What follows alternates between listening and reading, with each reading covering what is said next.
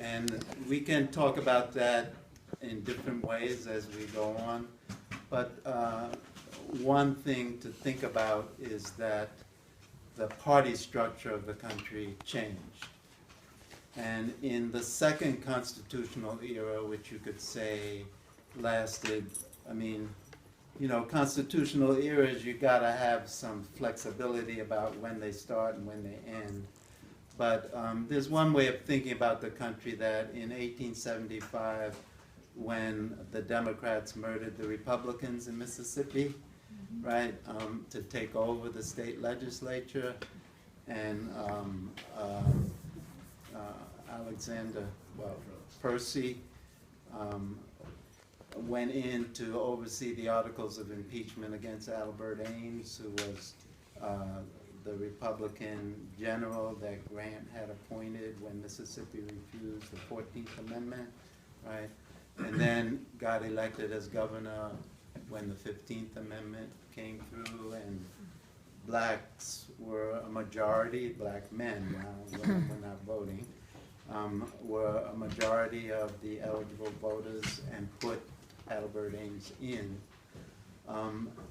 So from then down to 1964, Mississippi was a one-party state, right? It's still a one-party state, but it was a Democrat one-party state, right? When the Fannie Lou Hamer, that crowd went after Freedom Summer, or during Freedom Summer, went to the National Convention and pushed Johnson and the Democratic Party and really forced them to open up, right? And actually stop being a white supremacist party in the South. I think in some senses the country entered into its third constitutional era, right? The national party structure had to shift. We're in what we're in now, which is very different from what we were in before. And part of what pushed it, of course, was what happened.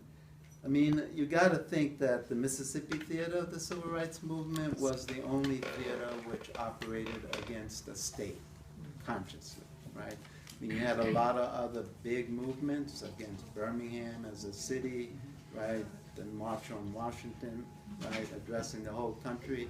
But the only theater that consciously operated against the state was the Mississippi theater. And of course, Mississippi, you know, it said the buck stops here. I mean, the Freedom Rides, they said, well, you can come in, but you can't get out, right? So, in some sense, Mississippi has always been attracting this to itself, right?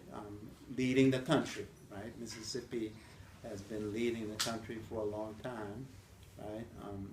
And it certainly led it after the Civil War, right?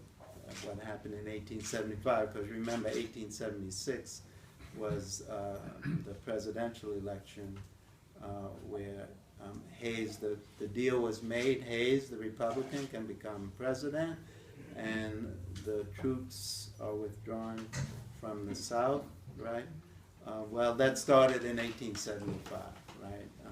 Mississippi really led the way with, of course, it's white people killing blacks, but it's also Democrats murdering the Republicans. I mean, we need to think about our politics has not always been nonviolent. I opened up.